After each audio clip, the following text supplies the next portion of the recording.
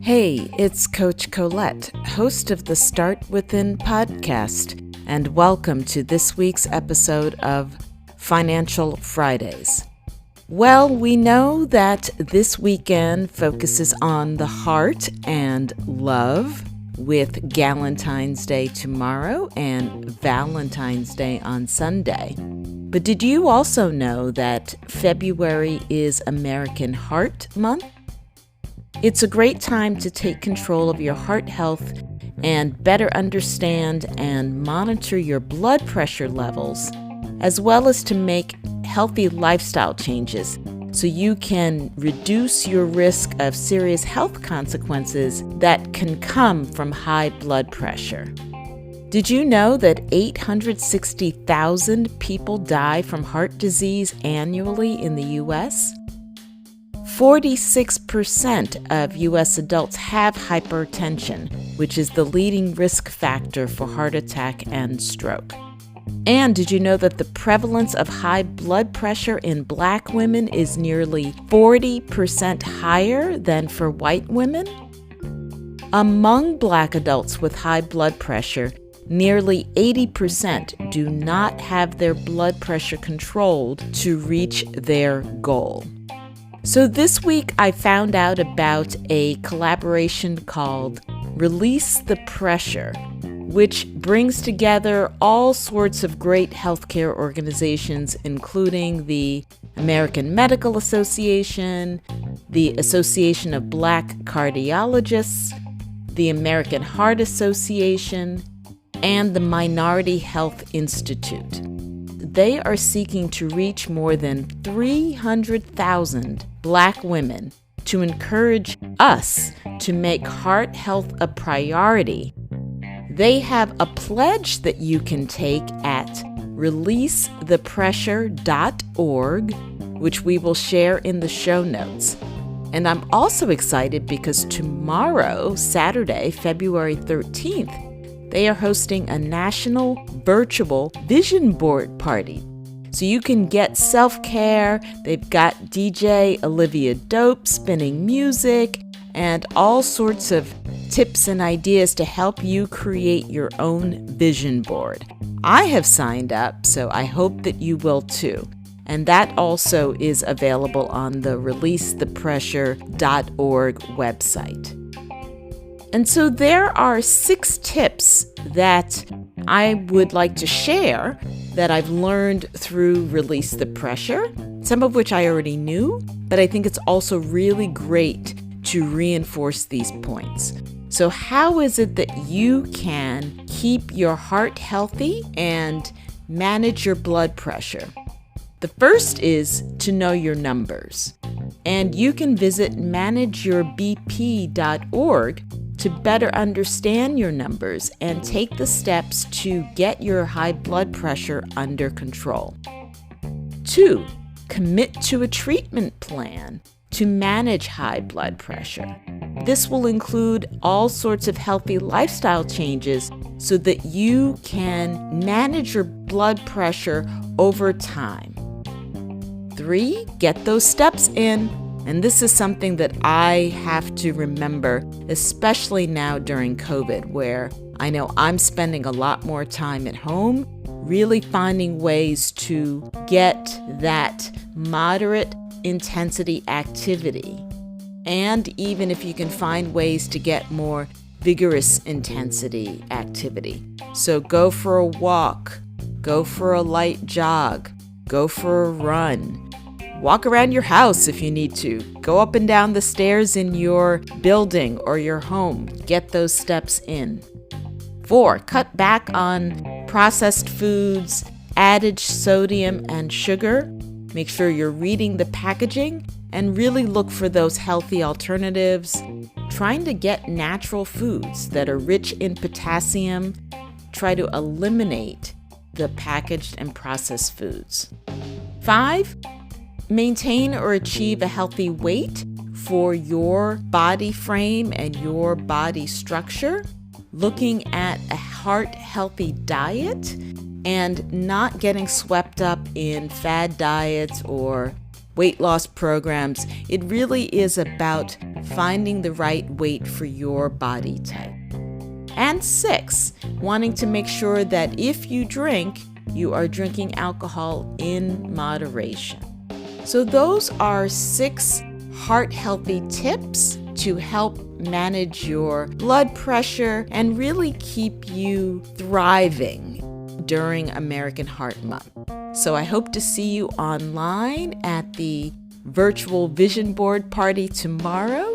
And now get ready and listen up to today's tip from Suki Singh.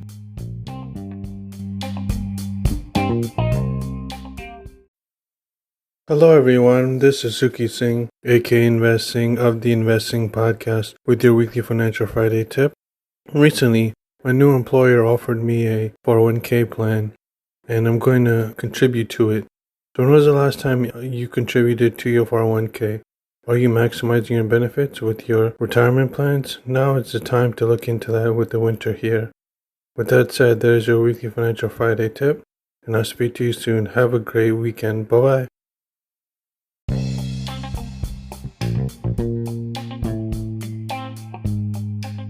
Hey, it's Coach Colette. You may have felt like you just survived 2020. What would it be like to thrive in 2021? Notwithstanding the external forces over which you have no control, what would it be like to make even a small shift this year? Can you imagine what it will be like at the end of this year when you reflect on all that you have created? It is possible when you start within, and I'd like to help you do it. You can visit my website, startwithincoaching.com, and at the top, click Start Here to schedule your complimentary activation call. We can talk about what's going on in your life right now and where you'd like to be. So go to startwithincoaching.com, click Start Here, and let's start your journey within.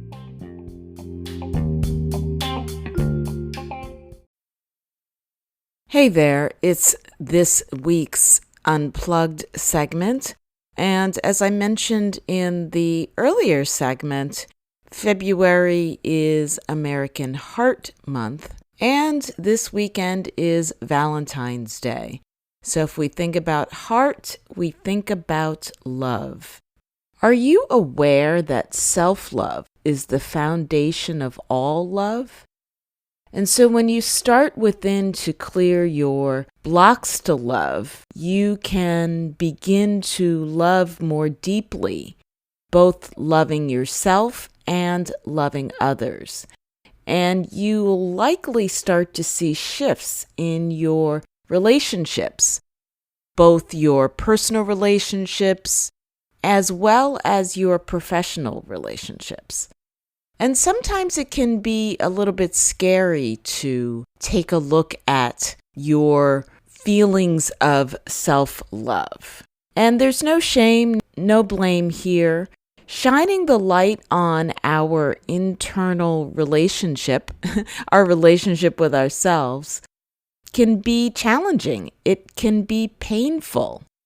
And you need to find that willingness and that openness to see what's lurking in your shadows, becoming up close and personal with your shadow self. And I guess maybe it's the pandemic, this nearly 11 months of self-quarantine that I've been involved in. I've become really close and personal with my shadow self. And so when we think about self-love and self-esteem and self-worth, the more you explore these areas, the more you will start to identify the ways that you are potentially blocking love from yourself. And that may be coming from the fact that you may not feel as if you are worthy of love. And I know it seems weird and it seems counterintuitive, but really, think about it. Do you have blocks to love?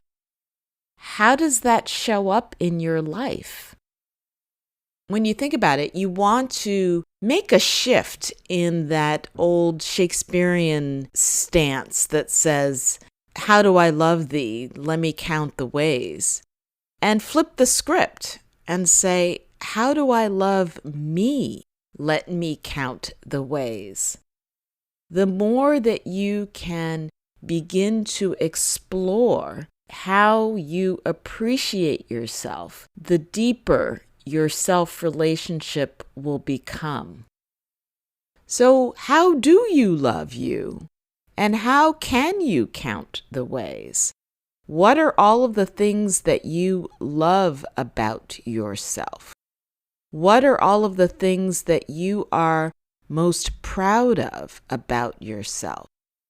What are the things that you can celebrate about yourself? What are the things that you can congratulate yourself for? What are the things that you can appreciate yourself more?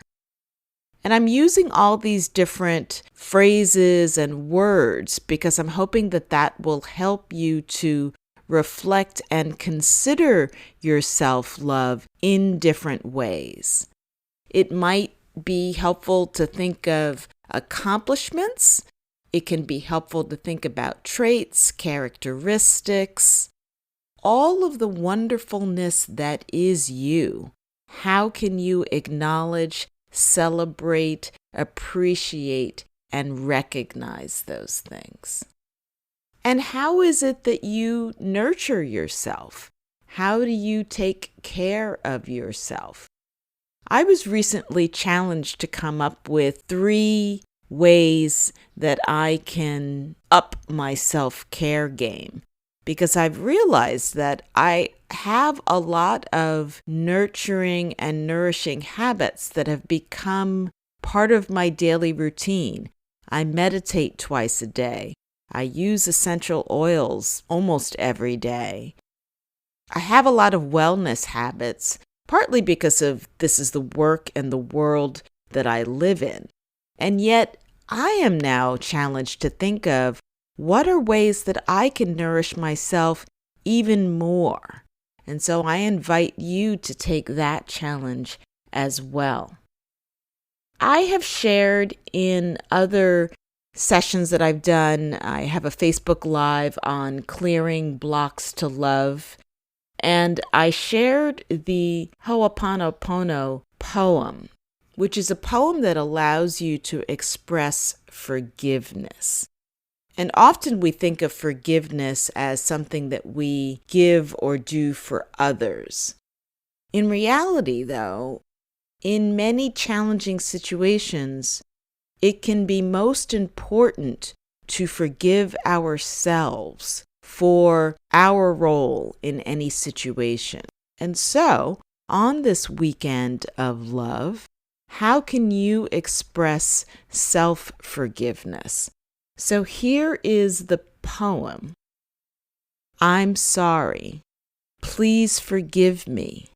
Thank you. I love you. I'm sorry. Please forgive me. Thank you. I love you. I'm sorry. Please forgive me. Thank you. I love you.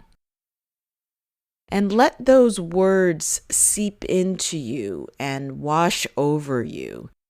Say them to yourself. Allow yourself to feel into that self-forgiveness.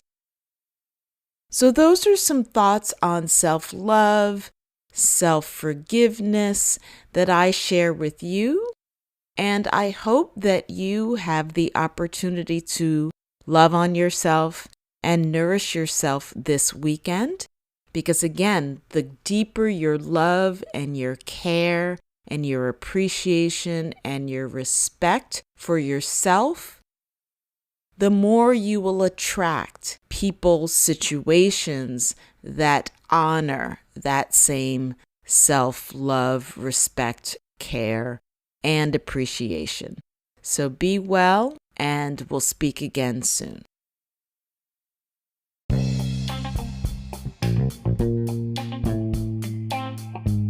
So what is your takeaway from this week's Financial Fridays segment? What might you do differently around your money and your mindset?